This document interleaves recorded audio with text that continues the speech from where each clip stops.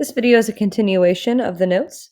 We're now looking at our difference of squares questions. So let's take a look at those. Difference of squares are even easier to recognize than perfect square trinomials.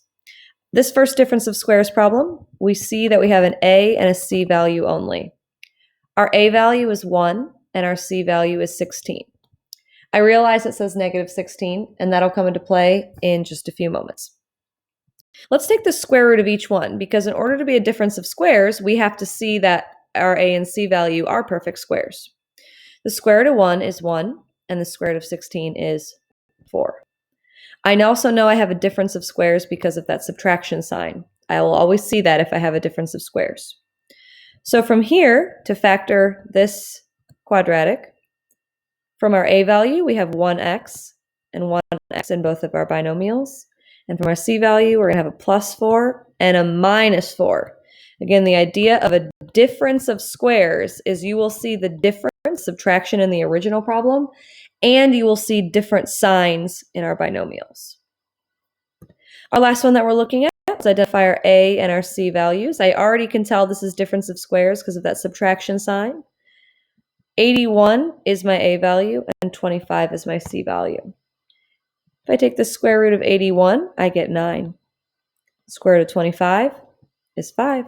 So both 81 and 25 are perfect squares. To factor this, I'm going to take 9x into both binomials from my a value, and I'm going to add 5 and subtract 5. From here, I would get 5 times negative 5 would give me the negative 25. 9x times 9x gives me 81x squared.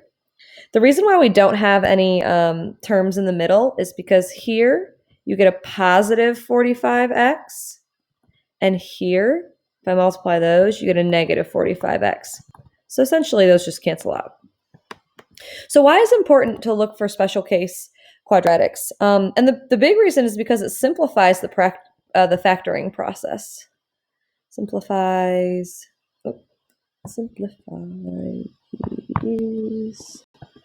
the factoring process. Not only when we recognize special case quadratics, not only do we not have to factor, we don't have to do it by grouping, we don't have to use an area model. We can make our life a lot simpler if we can just identify perfect square trinomials or difference of squares. So you try these 6 problems now. Take your time. Make sure you're showing your work of our a, b, and c and our square roots. If you notice, it's really not too much work. Your final answer will be something in factored form.